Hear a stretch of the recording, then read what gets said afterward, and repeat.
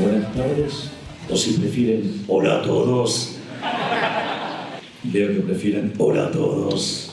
En primer lugar, deseo dar las gracias a las autoridades de la universidad por haberme invitado a dar esta conferencia. Y en segundo lugar, a cada uno de ustedes por hacerse presentes para escuchar lo que al menos es mi visión de la política económica. De hecho, hace muy poquito hice una exposición en Davos que tuvo un gran impacto a nivel internacional y esa charla que di en Davos tuvo una charla complementaria que di en CPAC en Washington. Es decir, son parte de la misma historia y de hecho es parte del material que está en mi nuevo libro que estará saliendo dentro de, si no me equivoco, 15 días. Y el libro se llama Capitalismo, Socialismo y la Trampa Neoclásica y el subtítulo es De la teoría económica a la acción política.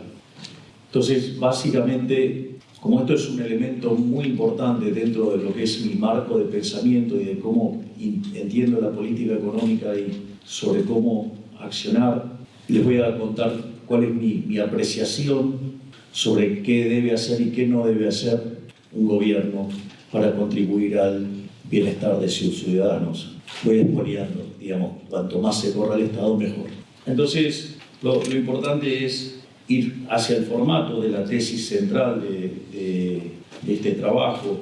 Digo, ¿por qué, digamos, hablar de capitalismo, socialismo y por qué la trampa neoclásica? Es decir, ¿por qué, digamos, la teoría neoclásica, digamos, constituye una trampa? Entonces, los elementos centrales para comprender esto es, primero, una cuestión de índole empírica.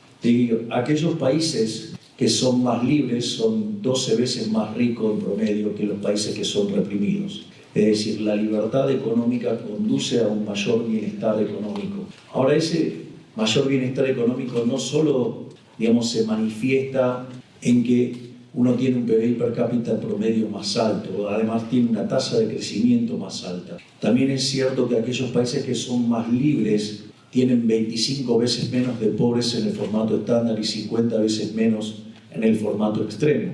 Además, la diferencia entre el decil más alto y el decil más bajo de la distribución en aquellos países que son más libres es menor. Es decir, y además la expectativa de vida es más alta. Por lo tanto, está claro que los niveles de bienestar en aquellos países donde hay más libertad económica, claramente, disfrutan de un nivel de vida más alto. Ese, digamos, es uno de los elementos que uno tiene que tener dentro del radar, que tiene que ver con la cuestión de la superioridad del capitalismo sobre el socialismo / el estatismo. Digamos, esta es una discusión, digamos, terminológica no trivial, pero digamos que yo la voy a usar indistintamente, voy a usar esas palabras. Y, digamos, entonces, ese es el primer elemento, el elemento cuantitativo.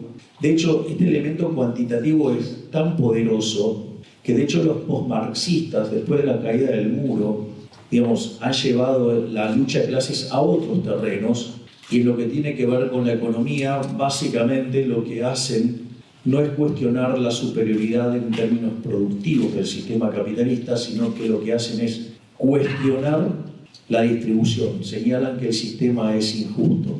Esto también es interesante como argumento y para entender qué tipo de batallas uno está dando cuando discute este tipo de cuestiones, porque en ese sentido hay un libro maravilloso de Israel Kirzner que se llama Capitalismo, Creatividad y Justicia Distributiva, y una de las cosas que dice es: el sistema capitalista, sin lugar a dudas, es más productivo. Ahora, se lo cuestiona desde el socialismo porque es injusto y que ese nivel de injusticia es absolutamente intolerable y como consecuencia hay que intervenir y corregirlo. Y el argumento que hace Israel Kirzner es: si verdaderamente el sistema es injusto, no debería ser defendido. Y por más que sea más productivo, debería caer porque no es justo. Y lo que hace a lo largo de ese maravilloso libro, el cual lo recomiendo muy enfáticamente, es combinar la idea del principio de apropiación de Locke, es decir, que el que lo descubre es el dueño, se lo queda, con la idea del mercado como proceso de descubrimiento de Hayek. Y al combinar esas dos ideas, como el mercado no hay una torta que existe y después se distribuye, sino que en realidad es una torta que si ustedes quieren la idea de la torta es una torta que se tiene que ir descubriendo, se va creando, se va descubriendo en la medida que ustedes van actuando.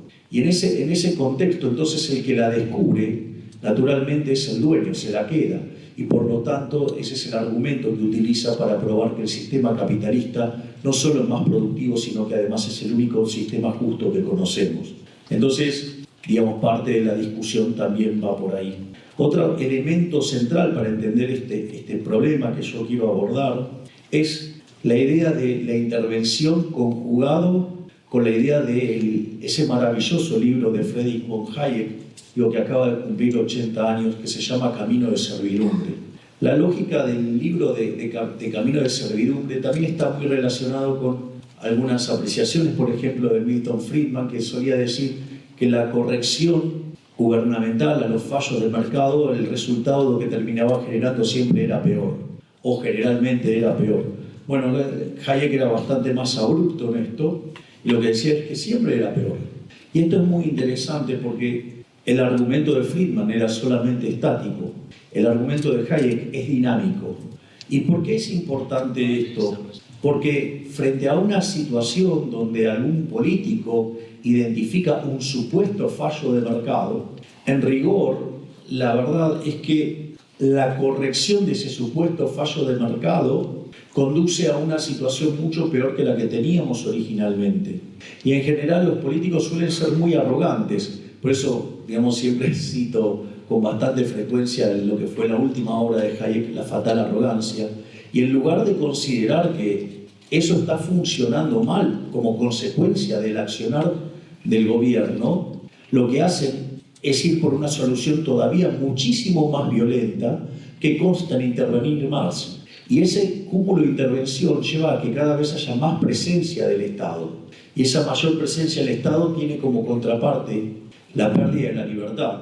Y cuando esto entra en dinámica nos encontramos con situaciones de mayor estatismo. Es decir, le estamos abriendo las puertas al socialismo. El socialismo tiene distintos pelajes, no necesariamente tiene que ser la cara más absurda y cruel del socialismo, digamos, llamada comunismo, digamos, y que ha sido un fracaso en lo económico, en lo social, en lo cultural, y además asesinaron a 150 millones de seres humanos. Tienen otras caras como en el caso del fascismo, ¿sí? El propio Mussolini decía, él era socialista y estaba abiertamente en contra del capitalismo de libre empresa, y decía, dentro del Estado todo, fuera del Estado nada, y todo aquel, digamos, que esté contra el Estado pues será el enemigo. Digamos, y de hecho, una de las ramificaciones del fascismo tuvo lugar muy cerca, digamos, que fue el nazismo, que es otra vertiente más del socialismo, por más que los socialistas lo nieguen. Porque una de las cosas que pasa con el socialismo es que luego del desastre que causan, ellos lo que van a decir es que nunca eso fue socialismo. Entonces, y también tienen otras versiones más light, digamos, o tienen, no sé, los socialdemócratas son tan peligrosos como cualquiera de estos, o les diría que lo son más, porque en realidad bajo una determinada pátina, una determinada máscara, son los que están abriendo las puertas de la intervención y del avance del Estado sobre la libertad individual.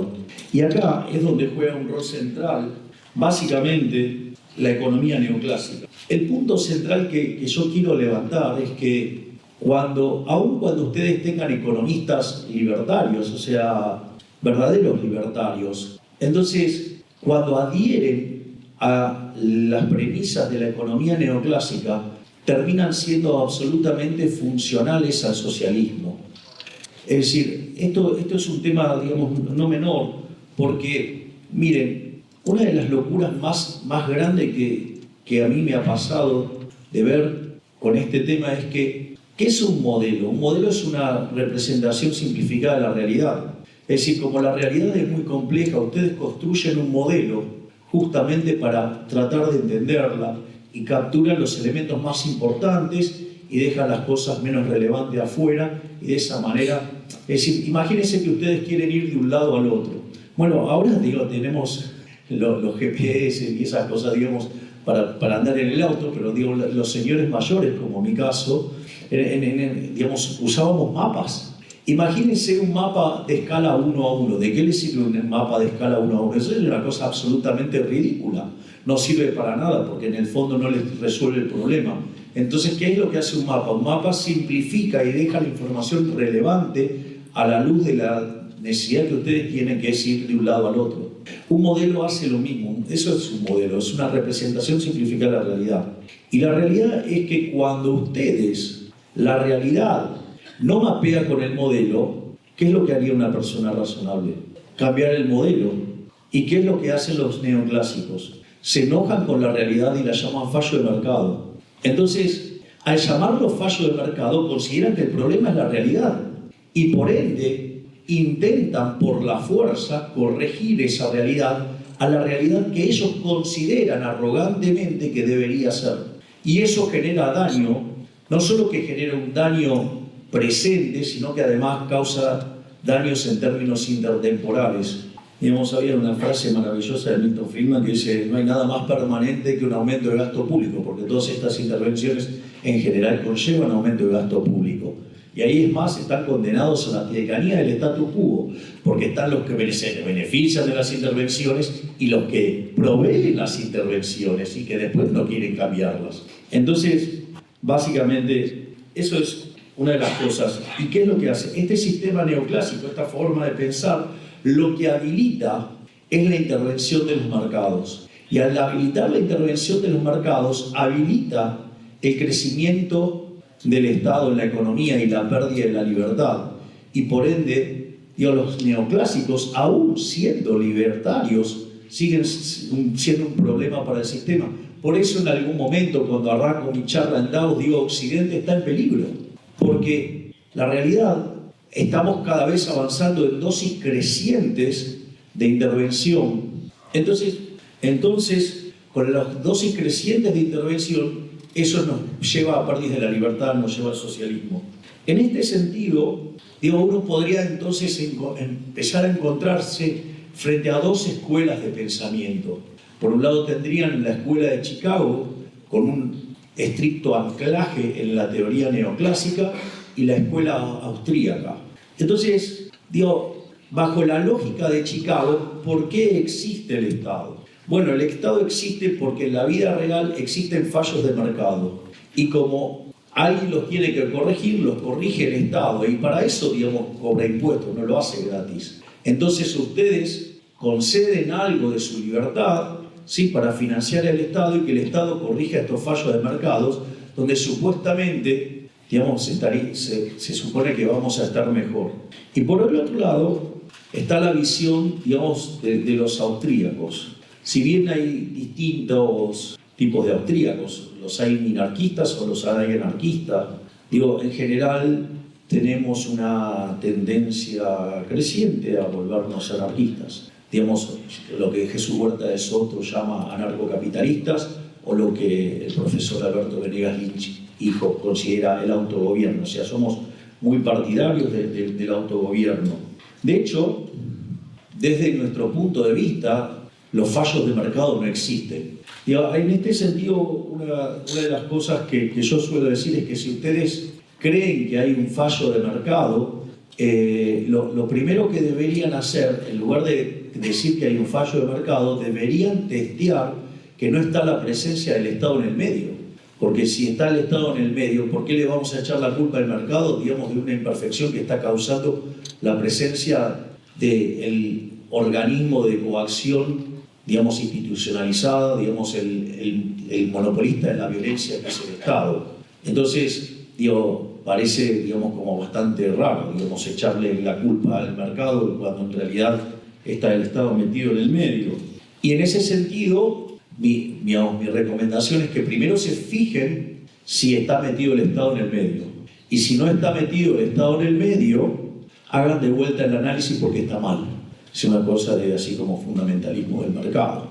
Es decir, porque lo primero que hay que entender, ¿qué es el mercado? Es decir, si ustedes creen que, el mercado es tirar un par de dibujitos, una curva de oferta y una curva de demanda, bueno, si creen que ese es el mercado, Eso es una linda alegoría, pero de ahí a que eso sea la definición de mercado es bastante alejada. Desde nuestra perspectiva, o al menos desde la mía, el mercado es un proceso de cooperación social donde se intercambian voluntariamente derechos de propiedad.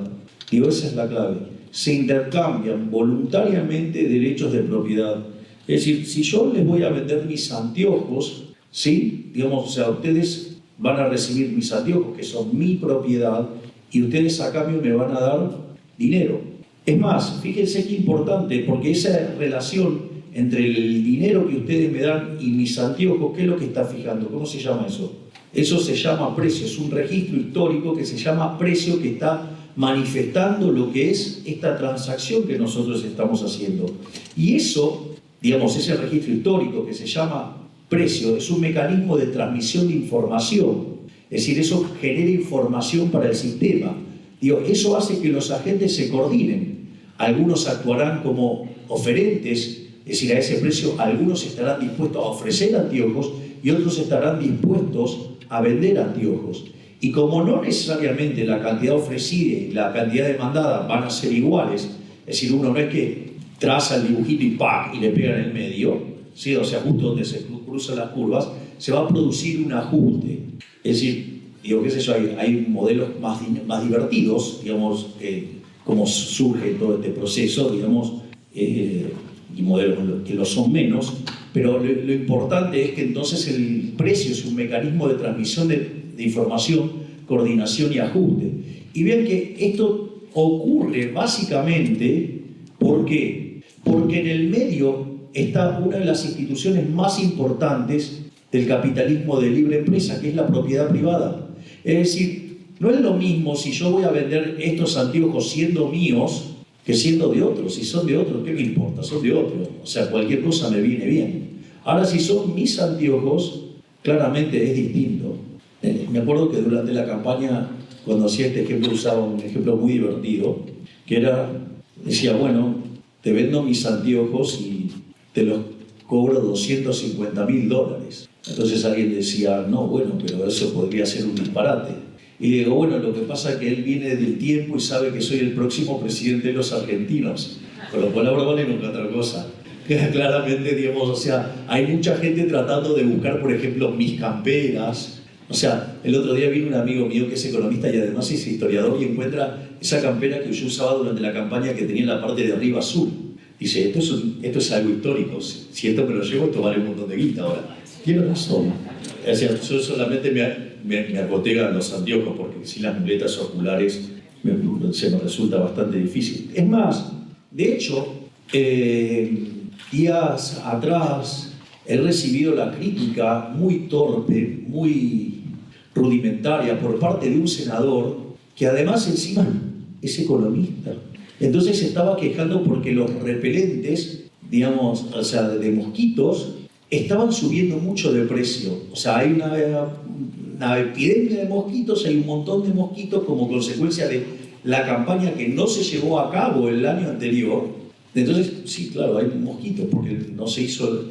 Cosa que pasa siempre después de los años electorales. Parece que la política, digamos, pone la atención en cualquier otro lado y en ese contexto, digamos, al otro año hay epidemia de mosquitos, el famoso dengue. Entonces, este torpe y mediocre y pésimo economista, para ser bastante educado, decía que eso es para que el presidente que cree que no existen los fallos de mercado, acá tenemos un claro fallo de mercado, y esto, digamos, o sea, como el Estado tiene más información, tiene que corregirlo el Estado. Un conjunto de estupideces verdaderamente fenomenales. Es decir, digo, Hayek se estaba retorciendo en la tumba mientras le escuchaba a este muchacho. Digo, lo primero que habría que entender es, che, hay un elemento que hace que se dispare la demanda. Lo normal que sería que suba el precio. Sería lo bastante lógico. O sea, ¿cómo, digamos, un economista se va a quejar de que dado un stock, sí, si aumenta la demanda, el precio suba? Digo, lo primero que debería ser, che, este economista es medio raro, si no. Digo, por no decir otros adjetivos un poquito más ásperos. Ahora, no solo eso, sino que además, una cosa que uno tendría que chequear es que si quiere decir que eso es un fallo de mercado, que me parece que eso no entra en la categoría de fallo de mercado, o sea, parece que el chico está flojo de microeconomía. Al margen de eso, si el mercado no responde rápido, tendríamos que ver si no está metido el Estado en el medio. Y adivinen qué cosa, había una prohibición de importar justamente los repelentes. Es decir, que el problema estaba ¿dónde? En las restricciones cambiarias que había dejado el gobierno anterior, porque no permitían importarse repelentes. Obviamente, digamos, ¿qué hicimos? Abrimos las importaciones y aparecieron los repelentes, el sector privado lo resolvió solo. Y es más, si no hubiéramos hecho eso, además había una empresa que estaba dispuesta a comprar una parte de una empresa que pertenece al ejército y resolver el problema también. Es decir, con lo cual, digamos, claramente el mercado sí lo podía resolver. Entonces, vean que en la medida que se mete el gobierno e interfiere con impuestos o demás regulaciones, la propiedad privada, eso impacta en el precio y por ende el sistema no funciona como corresponde. Si ustedes toman el socialismo en el caso extremo, digamos, donde no hay propiedad privada, al no haber propiedad privada, ustedes no pueden hacer cálculo económico, el sistema queda a la deriva y conduce a la pobreza, a la miseria, que es básicamente la tesis central del libro Socialismo de Ludwig von Mises, quien en 1922 anticipó lo que pasaría en 1989, que es la caída del muro. Y les cuento, aplastó a los zurdos, no al lado razonable de la vida. Digamos, eso como... Vean cómo, digamos, o sea, todo el tiempo aparecen este tipo de cosas. Pero claro, es interesante porque también en todo esto entran los incentivos, porque obviamente este muchacho, digamos, defendía, digamos, que se vendieran las vacunas. Ahora, miren qué interesante, porque para que las vacunas sean efectivas, ustedes tienen que tener la segunda dosis. Si se aplican la primera hoy, la segunda se la tiene que aplicar de a 3 meses y los mosquitos para ese momento ya habrán desaparecido, porque de hecho en este momento ya está desapareciendo, ya pasó el pico. Es decir, ¿qué sentido tiene?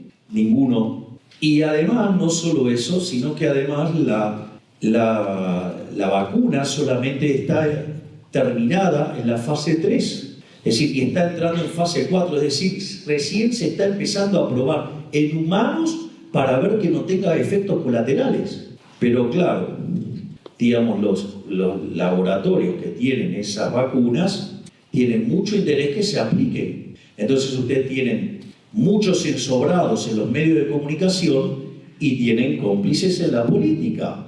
¿Acaso este chico que estaba bregando por la intervención del Estado y la provisión de vacunas tendrá algún interés? Digamos, si leemos los austríacos, ya sea Evo Bauer o leemos a Murray Newton Rothbard, puede ser que encontremos cosas interesantes. O sea, puede ser que tenga algún tipo de interés en que esto fluya como negocio. No sé, sabremos después. Digo, está claro que muchos periodistas y especialistas que hablan en los medios sí tienen intereses. Por ejemplo, hay un señor que defiende mucho esto de la vacuna y sucede que el hijo trabaja en el laboratorio que provee la vacuna. No sé, al menos es sospechoso. Y, por ejemplo, hay otro que digamos, está en otro canal de noticias y habla todo el tiempo de esto, que justamente tiene un vacunatorio de esto. Bueno, esa es la vida real. Entonces, estas son las cosas interesantes. Ahora, si entonces en este marco, en donde los neoclásicos, cuando la realidad no se mapea con el modelo, lo llaman fallo de mercado y generan intervención, y esa intervención genera mayor presencia del Estado, y eso lleva inexorablemente a un aumento de la presencia del Estado en la economía y la destruye. Tengo un ejemplo bueno de esto. ¿Saben cómo se llama? Argentina.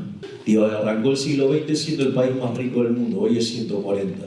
En ese sentido, no es que, digamos, vengo a contarle de algo que no conozco, vengo a contarles de un lugar que padece toda esa intromisión, donde en realidad nosotros somos las víctimas más emblemáticas de Gramsci. Gramsci decía que para meter el socialismo en una sociedad tenía que meterse en los medios de comunicación, meterse en la cultura, ¿sí? Y meterse en la educación.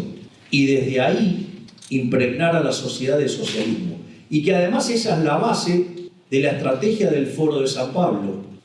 Y fue bastante exitoso el Foro de San Pablo en esa estrategia, porque en Argentina tuvo como presidentes a Néstor Kirchner, 2 mandatos de Cristina Fernández de Kirchner y Alberto Fernández, digamos que se fue liderando el Grupo Puebla, que es la versión nueva. En México, por ejemplo, está López Obrador. En Uruguay estuvo Tabaré Vázquez, estuvo Pepe Mujica. En Chile estuvo Lago, Bachelet, Boric. En Paraguay estuvo Lugo. En Bolivia Evo Morales. Ahora, digamos, en Colombia Petro. En Perú estuvo Castillo. En Brasil estuvo Lula y Dilma Rousseff. Es decir, así, en España, digamos, está Sánchez. Es decir, que en definitiva son sumamente efectivos en sus estrategias, y no hablar de los casos sangrientos como Cuba y Nicaragua. Por lo tanto, digamos, uno se lo debería tomar mucho más en serio este tipo de cosas. Son mucho más peligrosos de lo que uno cree. Y en ese sentido, entonces la idea es, bueno, ¿y cómo rastreamos esto? ¿Dónde apareció el problema en el sistema neoclásico para que se genere esta monstruosidad?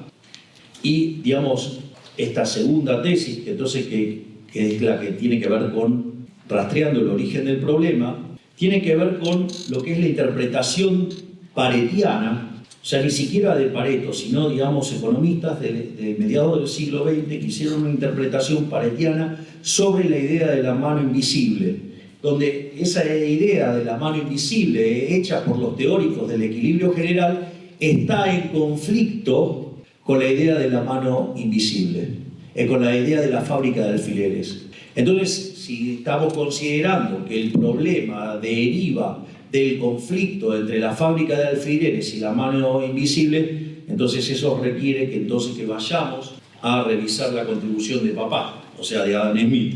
Entonces, en ese sentido, de hecho, es uno de los fallos de mercado que presenta la teoría neoclásica. La teoría neoclásica presenta como fallo de mercado, uno de los fallos de mercado se llama no convexidades. Es decir, las no convexidades es lo que se suele llamar estructuras de mercado, digamos, concentradas: monopolio, oligopolio, duopolio, monopsonio, duopsonio, o sea, todo ese tipo de monopolios bilaterales. Digo, es lo que empiezan a estudiar en el libro de microeconomía después del caso de la competencia perfecta. Después, por ejemplo, otros tipos de fallos de mercado están los bienes públicos, las externalidades, la información asimétrica o los fallos de coordinación. Eso sobre el final de la charla, digamos, los voy a abordar, pero digamos, me parece más divertido arrancar con el tema de los monopolios, la idea de la fábrica de alfileres y todo eso. Digo, cuando ustedes básicamente repasan la obra de Adam Smith desde mi perspectiva, digo, porque cada uno, digamos, tiene distintas opiniones sobre lo que es la contribución de Adam Smith, digamos, yo en este momento voy a estar haciendo referencia al segundo libro de Adam Smith, que se llama Investigación sobre la naturaleza y las causas de la riqueza de las naciones. Desde mi perspectiva, ese libro es un libro que tiene las bases que nos permite entender el crecimiento económico. Es decir, básicamente Adam Smith se adelantó más de 200 años a lo que descubrimos los economistas en materia de crecimiento económico.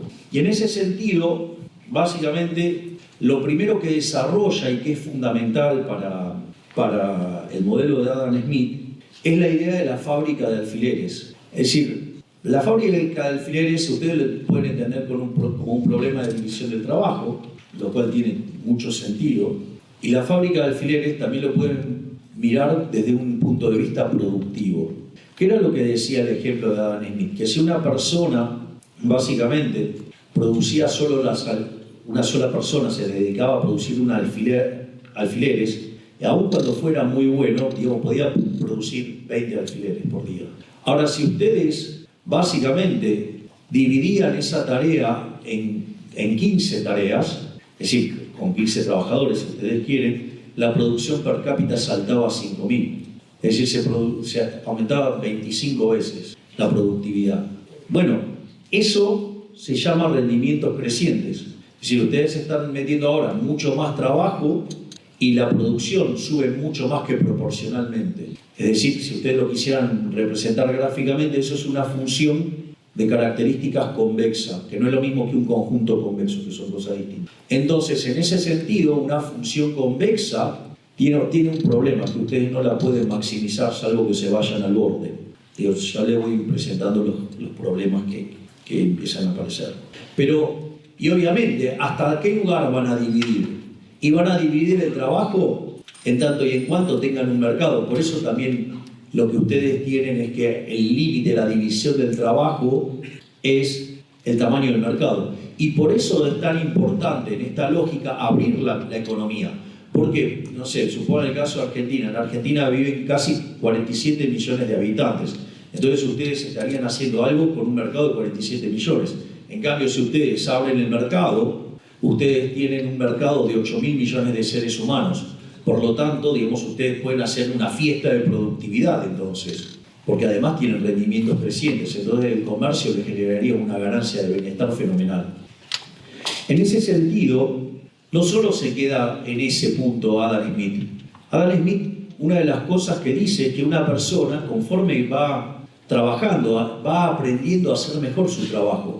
Es decir, que la idea del modelo de crecimiento económico que tenía Adam Smith estaba, ¿qué cosa? La idea del learning by doing. Es decir, conforme ustedes más tiempo llevaban haciendo su trabajo, y ustedes iban a querer ahorrar ese factor de ustedes, que es el trabajo. Y entonces, ante la misma paga, trabajar menos y mantener la productividad implicaba tener un learning by doing.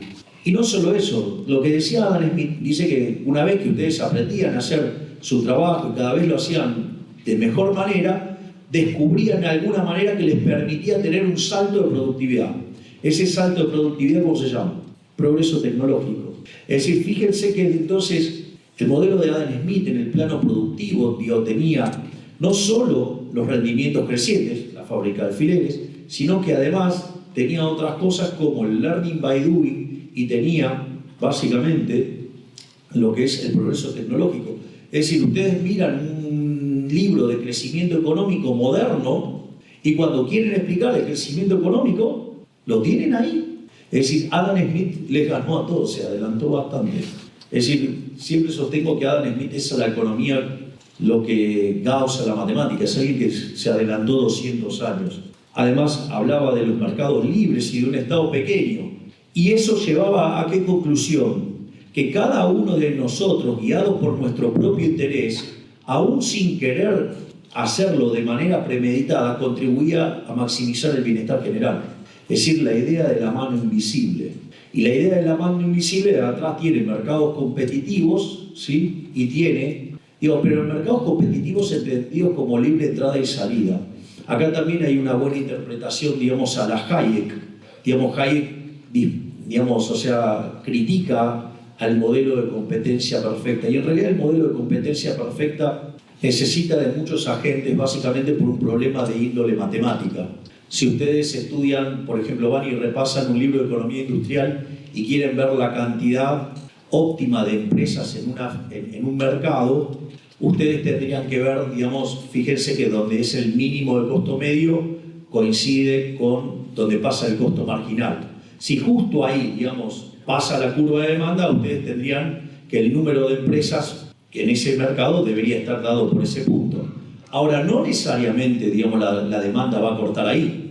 Es decir, entonces ustedes van a tener función y entonces cuando salen de ahí, el precio deja de estar guiado por el costo marginal, y pasa a estar más guiado por el costo medio, para cuando quieren comparar si van a agregar o no una planta más o si va a haber una firma más o no.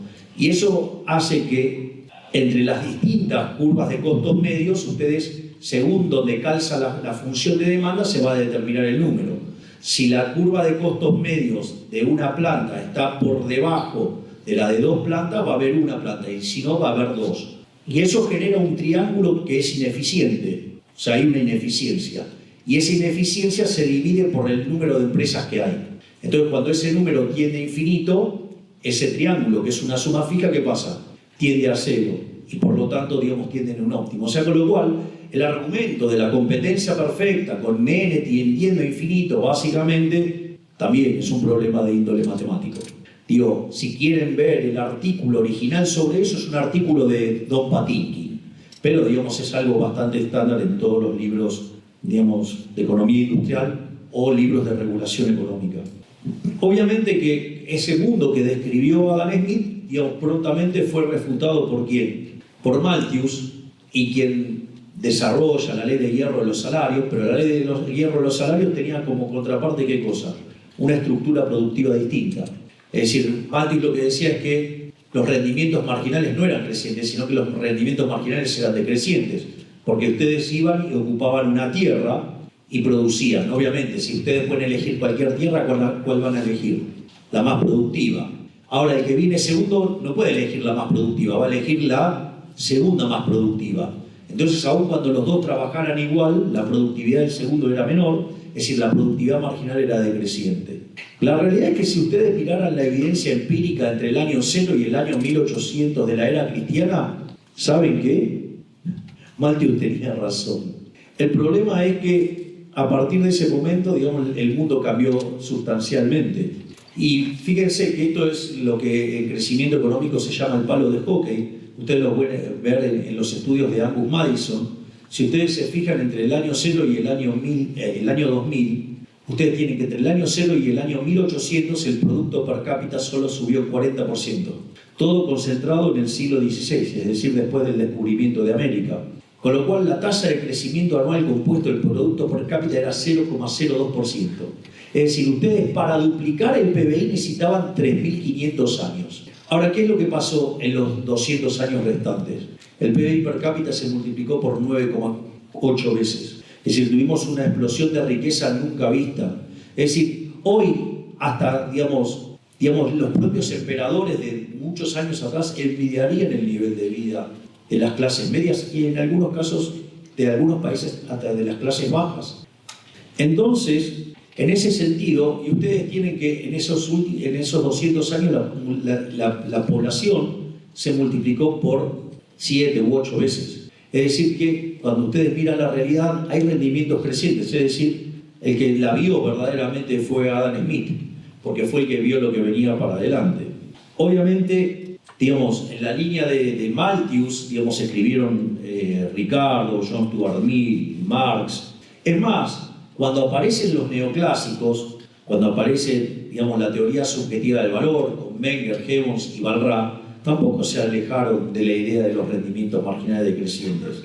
Pero sucede que, entrado el siglo XX, se empiezan a dar cuenta que había algo que se llamaba crecimiento económico, es decir, estaba empezando a haber crecimiento económico. Es decir, durante el siglo XIX se produce una fuerte aceleración de la tasa de crecimiento. De hecho, de 0,02 salta a 0,66. Una parte es explicado por las mejoras en las condiciones de vida y otra por la mayor productividad. Entonces empiezan a darse cuenta que había otra cosa y que la teoría económica no lo podía explicar como en su formato. Y ahí es donde aparecen las contribuciones de Alfred Marshall y Alvin Young, que empiezan a discutir el tema de cómo generar crecimiento en ese formato neoclásico en el que trabajaban, con una función de producción que tenía el formato que había propuesto Malthus. Entonces, en ese sentido, por ejemplo, van a encontrar una frase célebre de Marshall respecto al capital humano, o sea, ya la idea de capital humano la presenta Marshall a inicios del siglo XX y básicamente con eso es lo que trata, digamos, de explicar, por ejemplo, cómo darle crecimiento económico. Y otra parte que también discutían era el hecho de generar externalidades agregadas para que haya rendimientos crecientes. Que dicho sea de paso, estos elementos fueron levantados a mediados de la década del 80 por Paul Romer, digamos, uno de los impulsores de la teoría del crecimiento endógeno, o sea, la teoría moderna del crecimiento económico, digamos, que en 1983 fue tutoriado en su tesis por Robert Lucas Jr., es decir, alguien que, digo, justamente hizo contribuciones maravillosas en la teoría del crecimiento económico. Entonces, digo, ya había ya esta discusión, como tenía que ver con la presencia de monopolios en paralelo, en la micro. Por ejemplo, Joan Robinson, ¿qué hace? Desarrolla la teoría del monopolio. En paralelo también aparece Chamberlain, lo que a mí me parece mucho más interesante todavía como enfoque, que hablaba de la competencia monopolística. Es decir, había todo un clima de la época que estaban viendo cómo estos problemas de estructuras de mercado tenían como contraparte rendimientos crecientes y se generaba crecimiento económico. Es decir, el mundo estaba discutiendo eso en las 2 primeras décadas del siglo XX. Pero bueno, digamos, como todas las cosas buenas, en un momento se termina. Básicamente llega la Gran Depresión, y cuando aparece la Gran Depresión, todo, a ver, hasta la llegada de la Gran Depresión, ustedes tienen que lo que hoy conocemos como macroeconomía estaba dominada por lo que se llamaban el enfoque vixeliano. Básicamente ustedes tenían un modelo de características intertemporales donde la interacción entre el ahorro y la inversión determinaba la tasa de interés, que no es ni más ni menos que el precio relativo de los bienes presentes respecto a los bienes futuros. A ver, vamos a ponerlo en estos términos. Si la tasa de interés significa el precio relativo de los bienes presentes respecto a los bienes futuros y sube, significa que los bienes presentes están más caros que los bienes futuros. Si están más caros los bienes presentes que los bienes futuros, a mí me conviene sustituir bienes presentes en favor de bienes futuros. Por eso ustedes van a ver que cuando la tasa de interés sube, el ahorro sube. O, puesto en otros términos, cuando la tasa de interés baja, la inversión aumenta. ¿Por qué? Porque quiere decir que los precios futuros son más altos que los presentes y a mí me conviene vender en el futuro más que ahora. Por eso las empresas, ¿qué hacen? Pasan producción del presente al futuro vía inversión. Y en paralelo, en el mercado de dinero se determinaba que el nivel de precios, es decir, la relación entre oferta y demanda determina el nivel de precios. En ese contexto, digo, ustedes tienen 3 escuelas, tienen la escuela sueca, digamos que son los herederos directos de Wicksell, tienen la escuela de Cambridge, Inglaterra, que donde, por ejemplo, ustedes van a encontrar ahí el case del Tratado del Dinero. Es decir, el case con el cual discute Hayek, y en paralelo van a tener a la escuela austríaca. En realidad la escuela que dominaba la escena en ese momento era la escuela austríaca. Y la realidad es que cuando ustedes leen la historia monetaria de los Estados Unidos de Friedman y Schwartz en el capítulo 7, o si quieren ir por la cosa más simplificada, leen The Great Contraction, ¿sí? Que es la extracción de ese capítulo. Friedman y Schwartz a George Harrison le dan la paliza del siglo, pero yo no voy a estar justificando lo que hizo George Harrison, pero la realidad es que lo que hizo fue seguir la recomendación que le dijeron. O sea, le dijeron, bueno, deja que el sistema limpie solo, pero se olvidó que habían creado un monstruo que era el sistema de encaje fraccionario. O sea, entonces el modelo no cambiaba con la vida real, digamos. O sea, por eso Mises, Hayek, más tarde Rothbard, hacen tanto énfasis en lo que, digamos, aquí se conoce como banca Simons, o, digamos, el sistema de 100% de encaje para los depósitos a la vista y un mercado, digamos, para lo que tiene que ver a tasa de interés. En ese sentido, bueno, después de eso aparece un ser siniestro, nefasto, digo, de Cambridge, Inglaterra, digo, que se llama John Maynard Keynes, y lo que hizo fue tomar todo ese sistema como consecuencia de un error, digo, de un tipo que aplicó el modelo incorrecto, y que rompió todo. Es decir, agarró todo el marco analítico que existía y lo rompió todo. Si ustedes lo miran, esto está en un libro mío que se llama Desenmascarando la mentira keynesiana. Si ustedes lo miran desde una perspectiva matemática, de hecho Keynes era matemático, es brillante lo que hizo. Es decir, agarró el modelo dominante de la época y lo rompió todo, pero no le dejó un hueso sano. Fue una cosa, pero es increíble cuando ustedes lo miran, la sistematicidad para romper el modelo. Ejemplo, yo dije, en el mercado de bienes ustedes en la interacción de ahorro e inversión determinan la tasa de interés, que se llama tasa de interés vixeliana, en realidad es una tasa de interés real, que es un mecanismo de coordinación intertemporal. O sea, era un modelo de características intertemporales, incluía el presente y el futuro.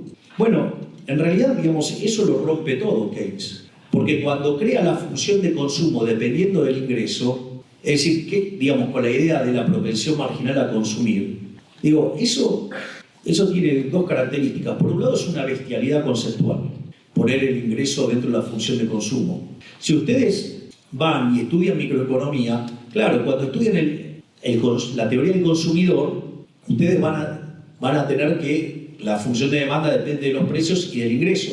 Pero eso es ¿por qué? Porque están mirando, ¿qué cosa?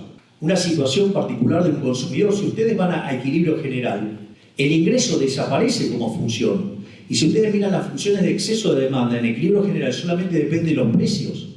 Porque ¿cómo van a estar determinados sus ingresos? Y van a estar determinados por el ocio que venden en el mercado de trabajo, con lo cual es una cantidad que está vinculada al mercado de trabajo, y el salario, y a su vez la participación que tengan en los beneficios de las empresas, que van a estar determinados por la producción y los precios de cada uno de estos bienes. Y esas decisiones, entonces solamente con que entren todos los precios alcanza y sobra. Es decir, es redundante poner el ingreso, no tendría por qué estar. Pero claro, Keynes era matemático, no era economista, y lo único que había estudiado de economía era un curso en Cambridge con Marshall de un semestre, o sea, justamente con el campeón del equilibrio parcial. Y él tomó un problema de equilibrio parcial y lo extendió a equilibrio general. Claro, eso no era trivial, porque eso daba lugar a una monstruosidad llamada multiplicador. El multiplicador, digo, para un político es maravilloso. Es la reproducción del milagro, la reproducción de multiplicación de los panes. Es decir, esto, digamos, claro, digo, porque básicamente ustedes, o sea, es interesante la teoría general, porque todo lo que sea bueno es obra del político y todo lo malo es culpa de los demás.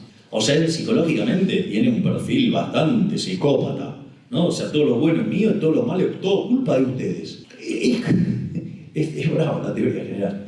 Después, por ejemplo, lo otro que aparece, al margen que el multiplicador es una forma de violar la restricción del presupuesto. Es decir, digamos, el milagro de la multiplicación de los panes no está, digamos, al alcance de los humanos. E intentar hacerlo, digo, bastantes problemas que causan. Miren, si no les cuento las cosas que han hecho en Argentina, creyendo que imprimiendo dinero se podía salir de esta restricción. Es como que ustedes están en su casa, están con su pareja, tienen 2 porciones de tallarines, de fideos, y viene gente. Imagínense que le empiezan a sacar fotocopias a los fideos. Digo, si se van a comer esas fotocopias les va a ir bastante mal. Digo, por más que sean como impresoras color, le van a caer peor todavía. Después lo otro que hace es decir que la inversión depende de los animal spirits. Es decir, tengo una versión bastante grosera al respecto. Digamos, lo voy a pasar de largo, porque es un poco fuerte. Es decir, algo así como que los inversores invierten por una cuestión lírico-testicular. O sea, si se le cantan, bueno, ya sé. Con lo cual es una función exógena. Y de esa manera, ahorro, inversión, ahora no determina la tasa de interés, sino que determina ¿qué cosa? El ingreso. Con ese ingreso deriva la demanda de trabajo. Y con una oferta de trabajo dada, digamos, eso determina el salario. Entonces ahora tiene un problema Keynes, que es necesita determinar la tasa de interés y necesita determinar el nivel de precios. Y solo le queda el mercado monetario. Entonces, ¿qué es lo que hace? Reflota la teoría del valor trabajo y determina los precios como un markup sobre los costos, es decir, un retroceso fenomenal en términos de teoría del pensamiento económico. Es decir, vuelve a la teoría del valor trabajo, o sea, el precio es un markup sobre los costos. Es una cosa aberrante.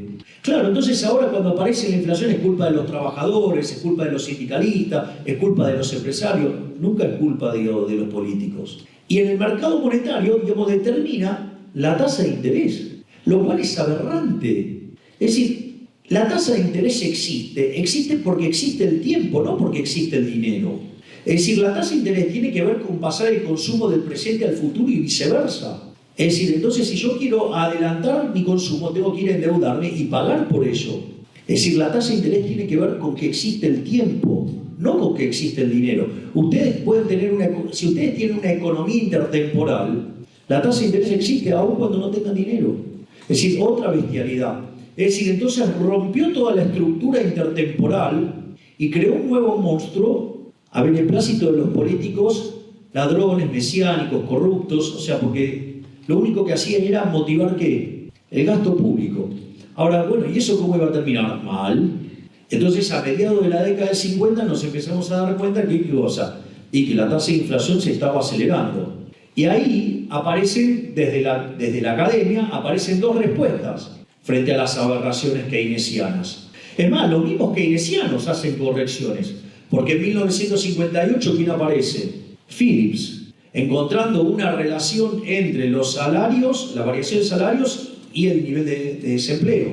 Que eso es corregido después por Lipsey, aplicando los criterios de la teoría general para encontrar una relación entre la tasa de inflación y la tasa de desempleo. Y eso genera todo un debate en la teoría económica. ¿Y quién se le pone del lado del frente? Milton Friedman.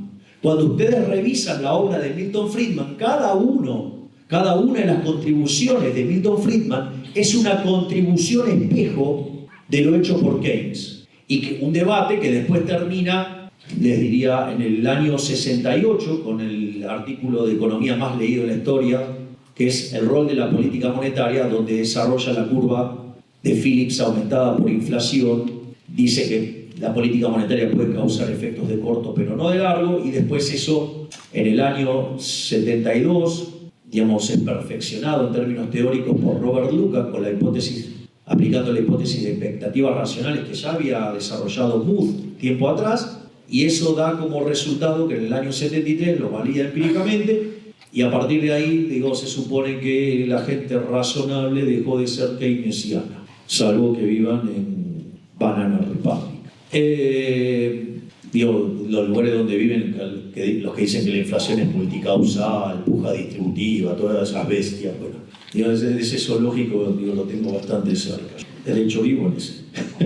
Digo, no comparto esas preferencias, pero esa es una de las respuestas. Pero la otra respuesta, ¿qué fue? Lo que, digo, aparecieron los teóricos del equilibrio general.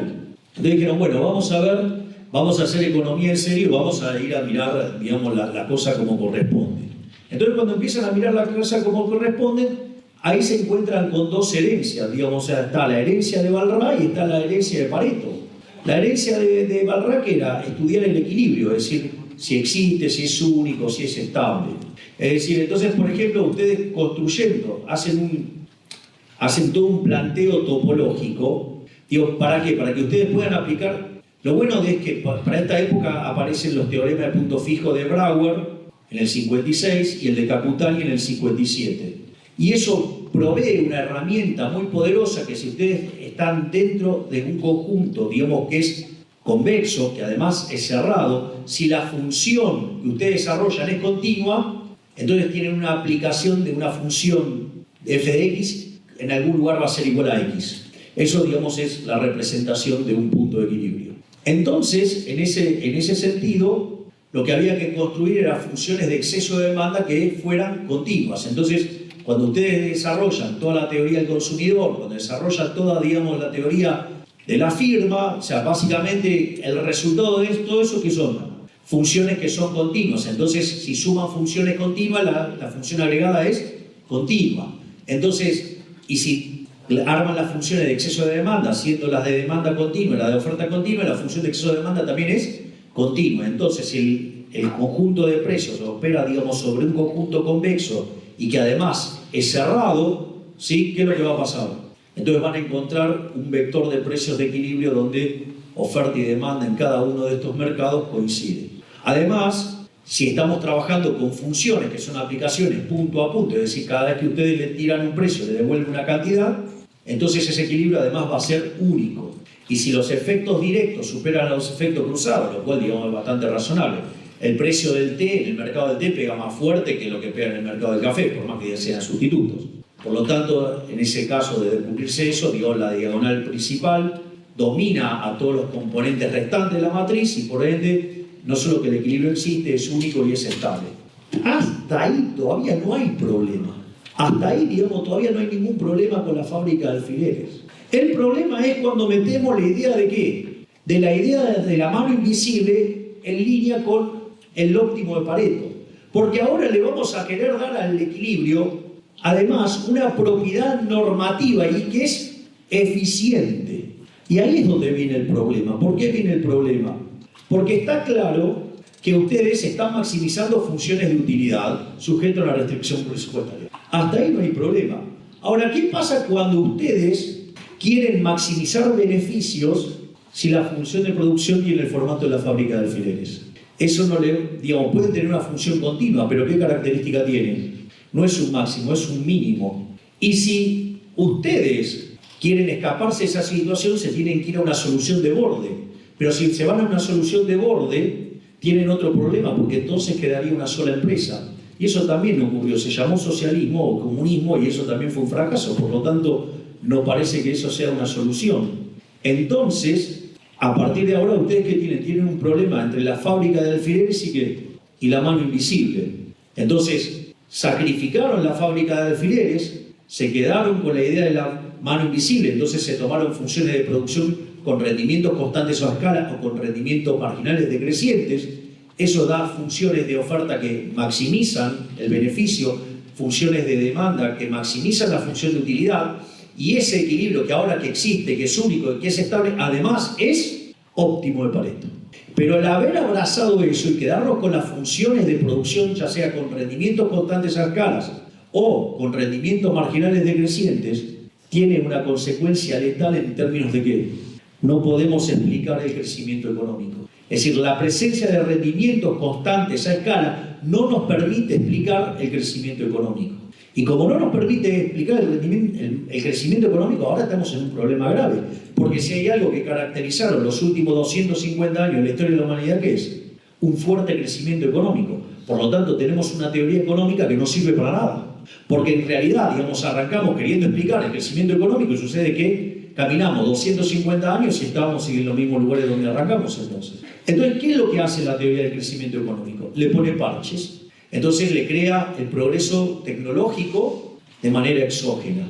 O, de manera muy inteligente, cuando Solow y Swan desarrollan el modelo del 56 y Solow lo testean en el año 57 y solamente puede explicar el 15% del crecimiento económico, ¿qué es lo que le dice George Stigler desde Chicago? Le dice, no, el problema es que vos no contemplás el capital humano. Y ahí aparecen dos líneas de investigación también, porque aparece la línea micro, que es Gary Becker, y la línea macro la desarrolla Hirofumi Usawa, donde básicamente lo que detecta Hirofumi Usawa es que el modelo de Solow colapsa porque la tasa de crecimiento de la población está determinada de manera exógena. Entonces crea un mecanismo por el cual emparcha eso para meter el capital humano, que también lo mete a dedo, y consecuentemente se puede corregir eso y se puede generar el crecimiento económico. Es decir, que en el fondo los economistas andamos dando vueltas por la vida con todos modelos emparchados porque no queremos arreglar el problema de fondo, que es el problema, digamos, de cómo lidiamos con los rendimientos crecientes. Y ya, digamos, entrando sobre el final, digamos, de esta presentación, vean que esto es muy interesante porque según la teoría económica, ¿no?, digamos, neoclásica, los monopolios son malos. Es decir, los rendimientos crecientes son malos. Y nosotros acabamos de describir la explosión fenomenal de riqueza de los últimos 250 años. De hecho, hubo que cambiar la definición de pobreza extrema, porque si lo seguíamos haciendo con $1 diario, del 95% de pobres en formato extremo en el año 1800, hoy tendríamos menos de 5. Entonces la pregunta es, ¿cómo puede ser que la teoría económica dice que los rendimientos crecientes son malos, es decir, que los monopolios son malos, y los rendimientos crecientes generaron una explosión de riqueza tan grande en la historia de la humanidad? Entonces la pregunta es, ¿nos enojamos con la realidad o nos enojamos con los modelos? ¿Qué hicieron los neoclásicos? Se enojaron con la realidad y salieron a regular monopolios. ¿Cuál sería la conclusión directa de regular un monopolio a la luz de esto? Que van a estar matando los rendimientos crecientes. Y si matan los rendimientos crecientes, van a estar matando el crecimiento económico. Pregunta, ¿cuál es la zona del mundo más regulada de todas? Europa. Consecuentemente, es la zona con menos crecimiento económico. Es decir, están tan abocados por regular, que obviamente le matan a las empresas que los rendimientos crecientes. Y al matarle los rendimientos crecientes, también generan ¿qué cosa? No crecimiento, es decir, terminan matando el crecimiento económico. Esa, digamos, es una de las cosas. Ahora, digo, este es el único efecto ridículo que genera la intervención. Hay otro que también es muy divertido, que es el caso de los bienes públicos. Ustedes, para tener un bien público se necesitan dos características: que no haya exclusión y que no haya rivalidad de consumo. Ejemplo, rivalidad en consumo. Si yo, digamos, me voy a comer un chocolate, si lo como yo, ustedes no lo pueden comer. O sea, ¿qué quiere decir ahí? Que hay rivalidad en consumo. Lo consume uno o lo consume el otro, pero no puede consumir los dos a la vez. Y el otro es el problema de la exclusión. Si en este momento, digamos, alguien en la sala quisiera iluminar una parte y excluir a los otros, sería bastante complicado, salvo que sea por bloques, ¿no? Pero, digamos, o sea, yo quisiera excluir a alguien de este segmento, a alguien de este o a alguien de este, sería imposible, es decir, no los puedo excluir. Digamos, hay un bien que constituye estas características de consumo no rival y de exclusión imposible, que es el caso emblemático del libro de texto de bienes públicos, que es el caso de los faros. Es decir, un faro, digamos, tiene esas características, o sea, si yo pongo un faro acá y los empiezo a iluminar, si ellos consumen esa luz, ustedes también la pueden consumir. Es decir, no hay exclusión. Es decir, que lo consuma a ellos no quiere decir que ustedes no lo puedan consumir. Y es más, el que provee la luz tampoco lo puede excluir. No es que les da a ellos y a ellos no. No tiene forma de excluirlos. Por lo tanto, está claro que estamos frente a un caso de bien público. Ahí, digamos, o sea, se justificaría la presencia de un bien público. Y eso justificaría la presencia del Estado, la intervención, es decir, el aparato de coacción violenta, esa organización criminal llamada Estado. Digamos, entonces, digamos, estaríamos dispuestos, por la bendita teoría neoclásica, regular monopolios y que nos revienten el crecimiento. Estaríamos dispuestos a que intervengan para corregir este supuesto fallo de mercado que son los bienes públicos. Es muy interesante porque en aquella época en Chicago, donde, digamos, estaba Milton Friedman, había un abogado que le gustaba participar de esas reuniones. Ese abogado que daba clases en la Escuela de Leyes de Chicago se llamaba, que en paz descanse, Ronald Coase. Claro, como él no estaba contaminado con las estupideces que tenemos los neoclásicos en la cabeza, claro, él iba y escuchaba las discusiones. Entonces, por ejemplo, la de los faros. Entonces, ¿qué es lo que hizo Coase? Fue y revisó todos los faros del siglo XIX. Adivinen qué descubrió. Que todos eran privados. Es decir, estaba mal definido el modelo de negocio del puerto.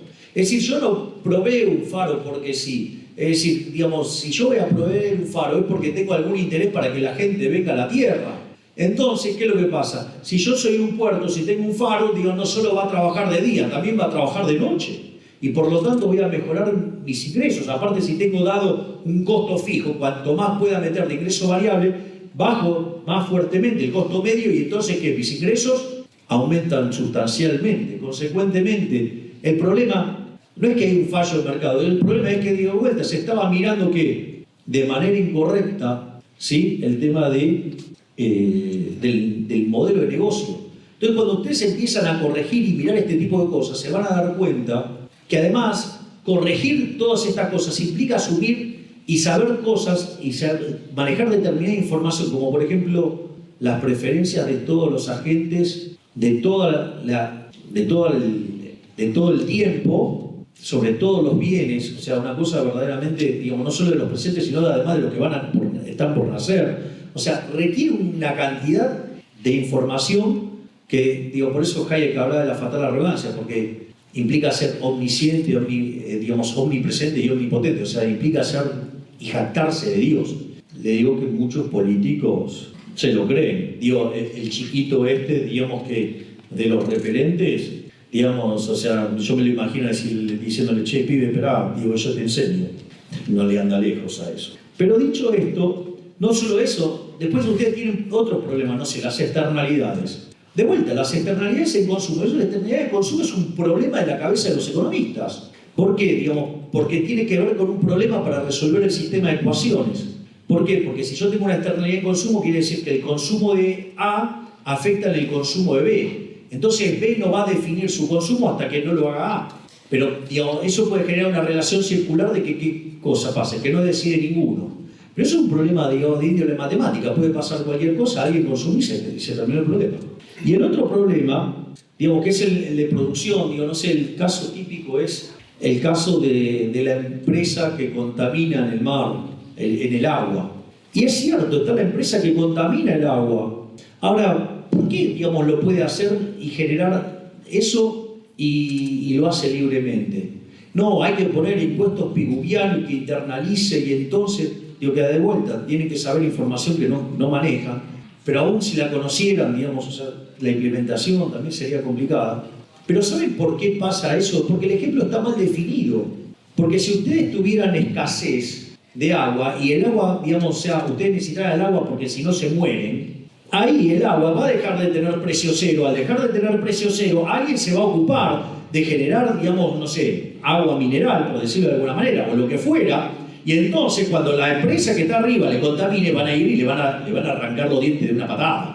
O lo van a llevar a una corte y lo van a tratar de resolver, digamos, con los abogados. Pero de vuelta, digamos, o sea, fíjense que se justifica la intervención sobre un modelo mal diseñado. Entonces, digamos, nosotros estamos regalando nuestra libertad a los estatistas, a los colectivistas, a los enemigos de la libertad, ya sea o por problemas de diseño matemático o por modelos mal definidos. Digo, yo no entregaría mi libertad bajo ningún punto de vista, pero menos por estas dos estupideces. Digamos, obviamente, podemos seguir con los problemas de información asimétrica, digamos, conocen el modelo de Stiglitz a la perfección. Digo, a ver, si ustedes estuvieran obligando el modelo, lo voy a contar porque no tengo por qué asumir que lo saben. El modelo de Stiglitz, ¿qué dice? Que un banco, en la medida que, digamos, o sea, va prestando a una tasa más alta, gana plata, pero no linealmente, sino que cada vez menos que proporcionalmente, porque conforme va cobrando más tasa, va tomando más riesgo. Y entonces ahí se le empiezan a caer los créditos. Entonces, mientras que le suben los ingresos por el efecto de la tasa de interés, cuando se le van cayendo los créditos, eso le compensa. Entonces, el beneficio sube conforme sube la tasa de interés, pero menos que proporcionalmente, encuentra un máximo y a partir de ahí empieza a caer. Es decir, que bajo ningún punto de vista un banco tiene incentivo a dar préstamos por encima de esa tasa en la cual se maximizan los beneficios. ¿Hasta ahí vamos? Y si ustedes, digamos, la tasa de interés fuera más alta, el proceso de selección adversa que le atrae a todos los deudores malos, que hace? Le genera una quiebra. Eso en una situación de donde por algún momento hay una explosión de demanda de crédito, puede darse una situación donde el equilibrio de mercado implique una tasa de interés por encima de ese nivel. Pero los bancos, ¿qué van a hacer? No van a proveer ese nivel de crédito. O sea, van a proveer hasta la tasa de interés donde maximizan los beneficios. Entonces, ¿eso qué es lo que hace? Como es una tasa debajo del equilibrio, genera un exceso de demanda. Eso genera un exceso de oferta en el mercado de bienes, genera una caída del PBI, cae la demanda de trabajo, genera un exceso de oferta de trabajo y por ende genera o desempleo, ¿sí? O caída de salarios o alguna combinación de eso. Entonces, ¿qué es lo que sugiere el genio de Stiglitz? Es, bueno, dale rosca a la política monetaria, cambia la situación y se acabó. Bueno, parece bastante fácil la solución. ¿Cuál es el problema? El problema es, yo les hago una pregunta. Si yo obligara a los bancos a prestar el dinero, ¿cómo lo tomarían? Mal. ¿Por qué? Porque es una expropiación, o sea, no están pudiendo ustedes disponer libremente de su propiedad. De hecho, ¿qué es lo que va a hacer? ¿Le va a generar qué cosa? Les va a generar un daño patrimonial, les va a destruir riqueza, ¿sí o no? Bueno, el señor Stiglitz lo propone corregir con política monetaria. Ahora, cuando ustedes lo corrigen con política monetaria, ¿cuál es la consecuencia? Que van a estar generando inflación. Es decir, el dinero va a perder poder. O sea, el poder adquisitivo del dinero se va a degradar. Y consecuentemente, la expropiación está ocurriendo vía la degradación del poder adquisitivo del dinero. Y además, eso, digamos, afecta el funcionamiento del precio, afecta la coordinación y por ende termina generando daños intertemporales muchísimo más fuertes a que dejar que el mercado, digamos, haga el learning by doing y lo vaya corrigiendo solo. Es decir, aún este caso, digamos, que le sirvió el Premio Nobel de Economía, digamos, es una aberración, digamos, entendido en un contexto intertemporal, dándole un rol central a los derechos de propiedad. Ustedes se dan cuenta que entregarle, en este caso, al Banco Central el control de la propiedad vía la política monetaria es un espanto. Bueno, y después están los fallos de coordinación, que también es otra aberración, ¿no? Los fallos de coordinación, en el fondo, no es ni más ni menos que una aplicación, digamos, de algún sentido, de lo que es el dilema de los prisioneros. Ahora, el dilema de los prisioneros asume, digamos, que los individuos no pueden interactuar entre ellos. O sea, si pudieran interactuar entre ellos, claramente no habría dilema de los prisioneros. Está claro eso, ¿no? Pero, digamos, el modelo asume explícitamente que ustedes fuerzan a los reos a que no interactúen con ellos. De vuelta, Acá no hay un fallo de mercado, acá hay un fallo que es que alguien está obligando que los agentes no pueden interactuar. Es decir, acá el problema es que aparece el ente represor, el organismo criminal llamado Estado, que no nos deja interactuar. Entonces, no es que se produce un fallo de mercado, en realidad el problema es que está el Estado ahí en el medio. Entonces, ahora supongamos que no está el Estado y los agentes no se conocen. Bueno, aprenderán. Es decir, la pregunta es, ¿cómo alguien va a ser tan fatalmente arrogante, alguien va a ser tan soberbio, creer que va a poder desde la Torre del Marfil saber mucho mejor que los tipos que están ahí en la trinchera y que le va la vida en eso?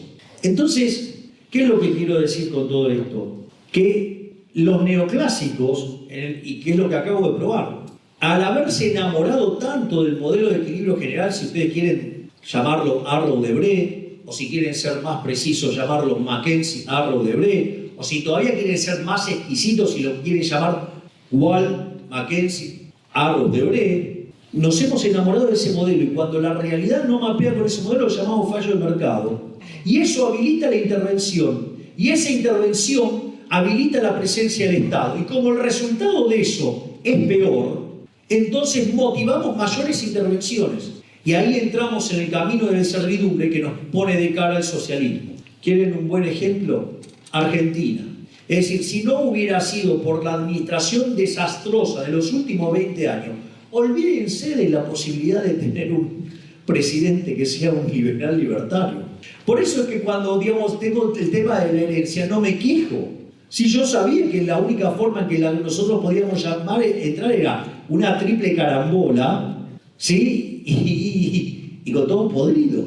Bueno, se dio la triple carambola, todo podrido. Soy el primer presidente liberal libertario de la historia de la humanidad. Es decir, pero digamos, es como una suerte de cisne negro. Entonces, digamos, tratemos de entender. Y después hay una cuestión, digamos, que en el caso argentino es bastante interesante y da lugar al optimismo, que parece que los argentinos hemos madurado y hemos entendido que las soluciones fáciles no dan resultado. Y por ende pareciera que hemos aprendido que el único camino es el camino de la libertad. Porque si abrazamos la libertad, vamos a tener un futuro muchísimo mejor. Y si vamos por la senda del colectivismo, vamos a terminar siendo una villa miseria. Muchísimas gracias y ¡viva la libertad, carajo!